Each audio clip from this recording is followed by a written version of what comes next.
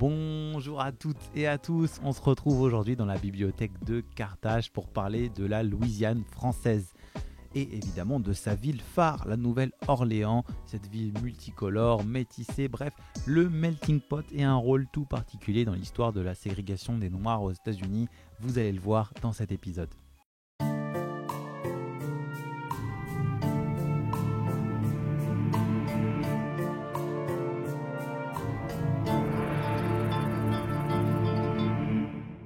Ah, les Français aux Amériques. On connaît plus généralement l'histoire des Français du Canada, mais dès le XVIIe siècle, des Français vont également s'installer dans la vallée du Mississippi, et pas comme les Anglais ou les Néerlandais par de grandes colonies de peuplement, mais plutôt par aire d'influence, autrement dit par des alliances diplomatiques avec des Amérindiens contre d'autres tribus amérindiennes, mais aussi par des alliances commerciales. Cette ère d'influence atteint à la fin du XIXe siècle la légendaire ville amérindienne de Cahokia, sur les bords du Missouri, près de l'actuel Saint-Louis, puis peu après des Français vont atteindre le golfe du Mexique, et toute cette région va être nommée Louisiane, en honneur du roi Louis XIV. Mais c'est la basse Louisiane qui va nous intéresser aujourd'hui, celle qui correspond aux frontières de l'actuel État américain. Un premier fort est fondé sur la côte en 1699, le fort Maurepas.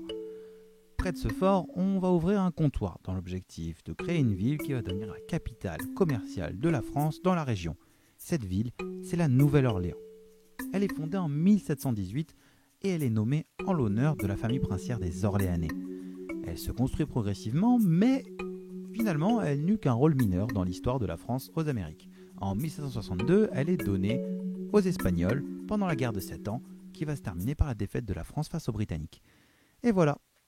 Non, évidemment, c'est vrai qu'elle eut un rôle mineur dans la colonisation française, mais elle en est restée un symbole, et encore aujourd'hui. Revenons à sa fondation en 1718 pour comprendre justement pourquoi elle est restée un symbole. En 1718, la Nouvelle-Orléans n'a que 200 colons, ce qui est très peu par rapport à sa voisine anglaise, la Caroline du Sud, ou même à la Nouvelle-France, qu'on associe en fait au Canada. La région attire très peu, elle est méconnue, elle paraît dangereuse, même les Espagnols, présents en Floride depuis des décennies, ont envoyé très peu de colons dans cette région. Les Amérindiens, Choctaws, dominent largement la région, et ils se sont alliés très rapidement aux Français contre leurs rivaux, plus au nord, les Chickasaws. La Nouvelle-Orléans est une ville française, amérindienne et noire. Peu de temps après sa fondation, la compagnie de Mississippi, des esclavagistes français, vont amener 6000 captifs africains en Louisiane. Ils vont également réduire en esclavage des femmes amérindiennes pour des tâches domestiques. Mais ils vont réduire peu d'hommes amérindiens, qui vont peupler très largement la ville de la Nouvelle-Orléans avec les Blancs et les sans-mêlés. Et le brassage n'est pas tout rose. Durant les années 1720, les Français vont devoir lutter contre les Amérindiens Natchez qui terrorisent des installations de colons dans les campagnes. Les Français vont massacrer plusieurs centaines de ces Amérindiens, tandis qu'ils craignaient aussi qu'ils puissent s'allier avec les captifs africains devenus esclaves et qui sont à ce moment-là plus nombreux que les colons français. En 1731, certains de ces esclaves, des Bambara originaires d'Afrique de l'Ouest, vont justement mener une révolte. Ils vont tenter de renverser l'ordre de la compagnie du Mississippi et mettre en esclavage les Blancs, mais aussi les Noirs des autres nations africaines. La révolte est finalement matée la même année par des soldats français. C'est justement en 1731 que la Louisiane va passer sous administration royale pour remettre un peu d'ordre dans la région. Parmi les colonies françaises, la Nouvelle-Orléans apparaît comme une extraterrestre. Sa direction est anarchique. Le modèle entier ne fonctionne pas, la contrebande est monnaie courante et on doit même procéder à des adaptations du code noir, le code colbertien de l'esclavage. L'isolement et le melting pot créent en plus un sentiment d'appartenance locale très fort chez les habitants et cela tout au long du XVIIIe siècle. Les autorités et en particulier l'Église qui est très présente au Canada ne parviennent pas à rompre cette liberté. Tous les témoignages évoquent justement cette liberté que l'on associe très rapidement aux traditions amérindiennes, jugées sauvages pour l'époque, des gens de leur temps, bien sûr. Le métissage, pourtant fortement déconseillé par l'Église et par les autorités, interdit par ordonnance royale en 1735, est très courant, tout comme la bigamie et la polygamie. Le syncrétisme religieux entre le christianisme et les croyances amérindiennes et africaines est également monnaie courante.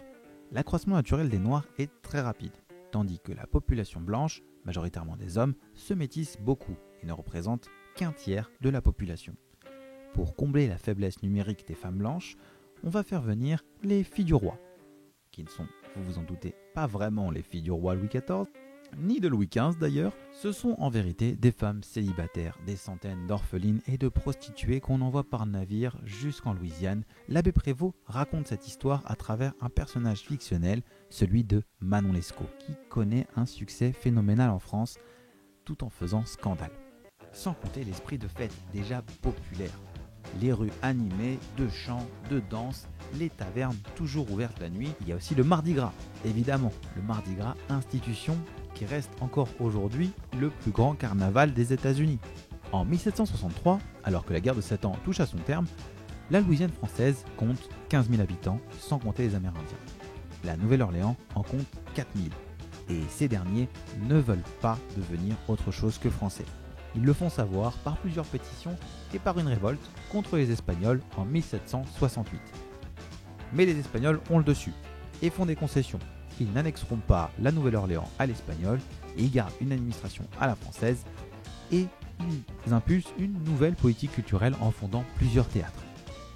L'identité festive de la Nouvelle-Orléans s'ancre sous bannière espagnole et la ville va même participer à la campagne contre les Britanniques durant la guerre d'indépendance américaine. Entre 1800 et 1803, la Louisiane repasse pendant 3 petites années sous bannière française. Mais Napoléon va donc la vendre aux Américains pour financer ces guerres. À partir de 1803, la Louisiane devient définitivement américaine et son modèle va rejoindre celui des États esclavagistes du Sud. En 1810, elle gagne à nouveau en population avec la fuite de plusieurs milliers de Blancs et de Noirs de l'île de Saint-Domingue, révoltée depuis plusieurs années et qui va marquer la naissance de l'État d'Haïti. Dans les décennies qui suivent, plusieurs milliers de Français vont migrer directement en Louisiane et accroître la population francophone, tandis que le port de la Nouvelle-Orléans devient un grand port esclavagiste et accueille toujours plus de captifs africains. La Louisiane rejoint donc logiquement les Confédérés pendant la guerre de Sécession. Elle doit signer l'acte de l'abolition de l'esclavage en 1864 après la défaite des sudistes dans la vallée du Mississippi. Désormais, tous les habitants de la Nouvelle-Orléans sont libres et plus personne ne souffre de servitude, mais les tensions raciales ne font que commencer. Toutefois, la ville devient un symbole culturel et un symbole de la musique afro-américaine, le terreau du jazz et du blues. Vous l'avez compris, l'histoire de la Nouvelle-Orléans et de la Louisiane est très riche et j'ai dû aller très vite pour pouvoir vous faire un épisode assez concis et j'espère qu'il vous a plu. Si c'est le cas, likez, partagez, commentez, ça nous fait toujours du bien. Je pense que vous l'avez compris, c'est un sujet annexe, bonus de notre série sur l'histoire de la ségrégation des Noirs aux États-Unis. Si vous n'avez pas vu l'épisode 1, foncez, regardez l'épisode 1, il est en lien dans la description et juste au-dessus.